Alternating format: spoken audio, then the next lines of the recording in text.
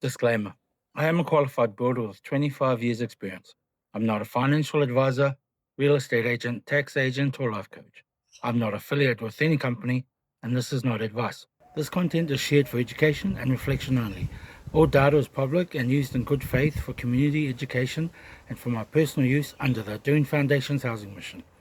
Do your own research and please seek licensed legal, financial, real estate, or tax guidance before making any decisions. I just want to get this out of the way. Like I always say, people, the only rain we get in mighty Queensland is victory. Up the mighty Broncos, the Lions Women's AFL, and the Broncos NRL Women's Division.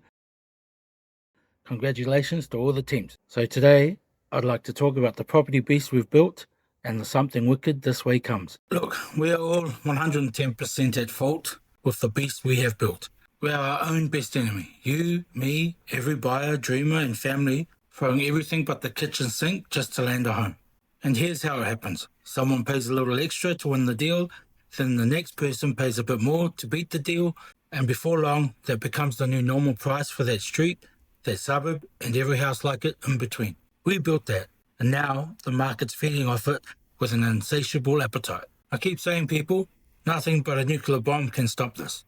I don't want that to happen for any of us, but that's how strong our market is.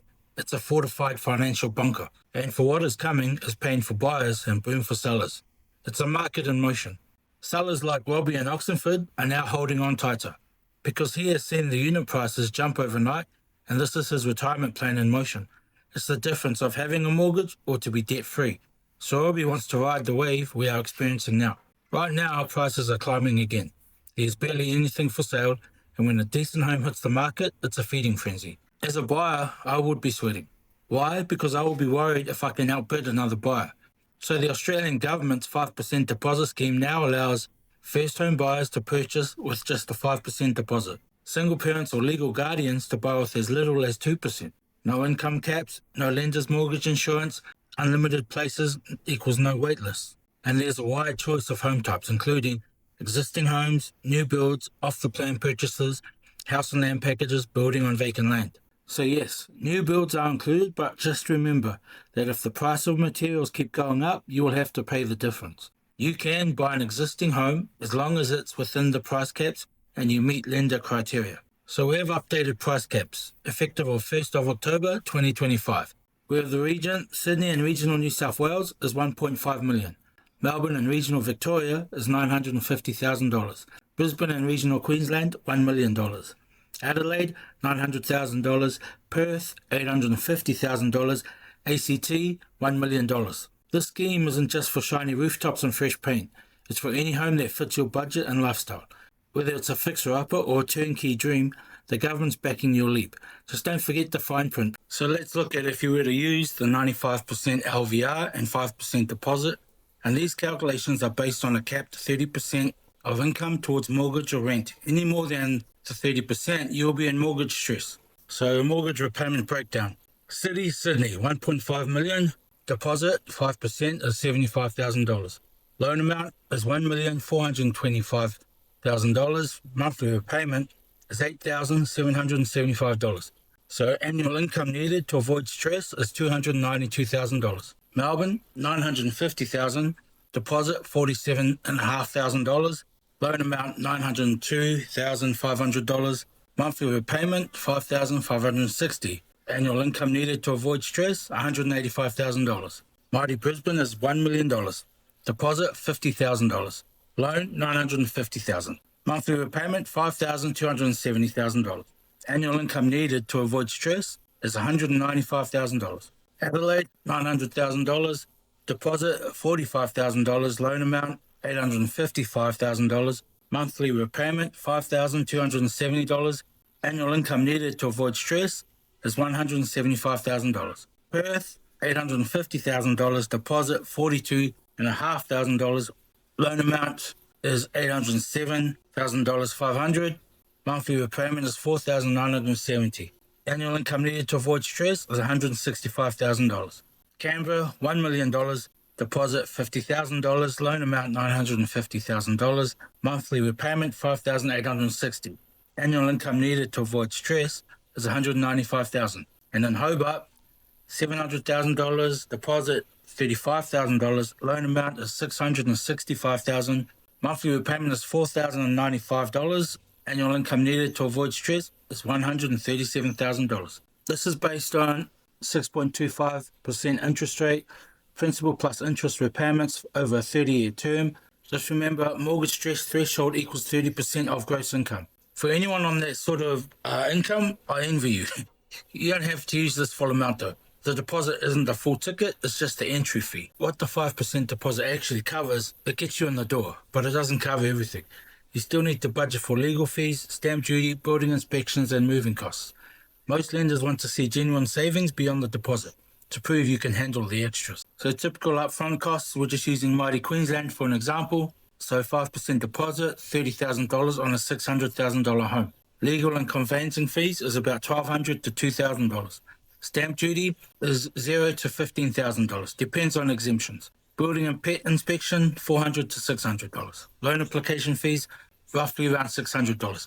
Moving costs, up to $2,000. First home buyers often get stamp duty exemptions or concessions, but it depends on the state and price cap. So the scheme highlights 5% deposit is a faster entry, lower savings hurdle.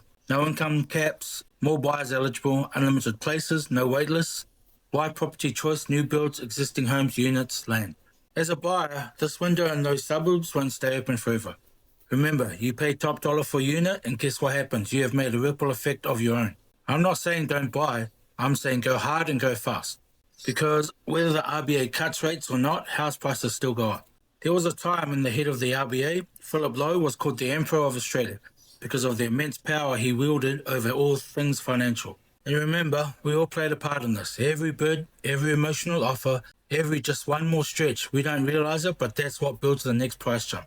We built the beast one sale at a time, one auction at a time. Now let's shine a light on something wicked this way comes. And it's called a property supercycle. The beast is waking up. It's the closest we will ever get to my nuclear bomb theory. And if you're not ready, you'll be watching it run right over the top of you. A supercycle is that rare phase when everything lines up. Rates fall, supply is low, buyers rush in, and prices go vertical. It's like the ocean before a storm, calm but full of energy.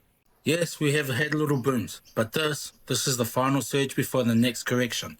They call it a sugar rush before the crash dive, or the winner's curse, if you will. So everyone's hyped, prices are climbing. You finally buy it, but you're buying after the smart money already made their move. The market slows down, your equity shrinks, you're stuck with a big mortgage and no growth. You didn't lose the auction, brother, you won the curse.